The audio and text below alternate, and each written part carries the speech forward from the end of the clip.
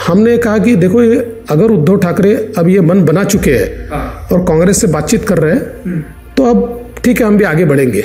तो ये आपने पार्टी आला कमान को, हमारे आला कमान से बात हुई तो उन्होंने भी कहा कि नहीं ठीक है।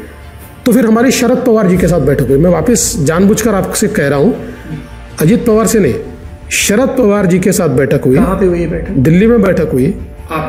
शरद पवार जी, प्रफुल्ल पटेल, अजित पवार, अमित शाह और बाद में मुझे बुलाया गया।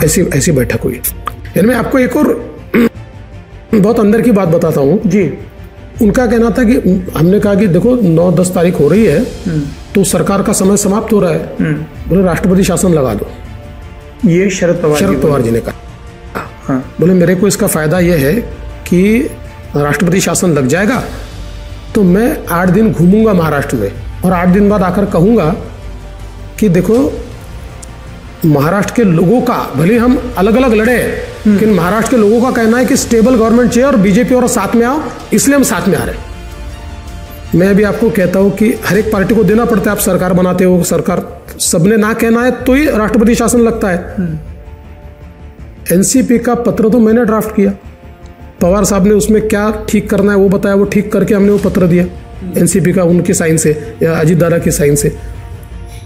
ऐन वक्त पर पवार साहब पीछे हट गए, लेकिन अजीत दादा ने उस समय भूमिका ली कि गलत है।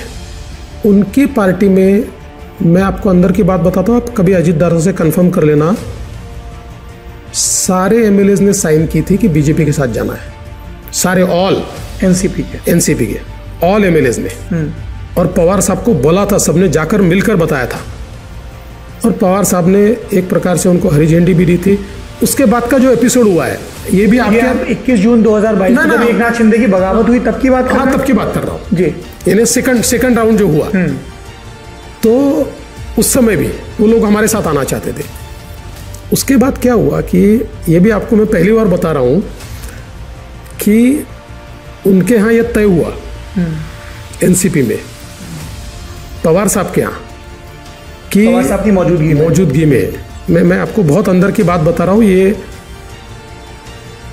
एनसीपी की लीडरशिप ये सुप्रिया ताई और अजीत दादा को दी जाएगी। पवार साहब रिटायरमेंट लेंगे, सुप्रिया ताई नेशनल प्रेसिडेंट बनेगी, अजीत दादा स्टेट प्रेसिडेंट बनेंगे और वो मिलकर ये तय करेंगे कि हमको बीजेपी के साथ जाना और बीजेपी के साथ आएंगे। उस हिसाब से पवार साहब ने इस्तीफा भी दे दिया और वापस ले लिया। तो एक प्रकार से अजीत दादा के ये बाहर आने का कारण क्या है, ऐसा 4 बार पवार साहब ने किया कि अजीत दादा को सामने किया, खुद पीछे हट गए और अजीत दादा को विलन बनाया।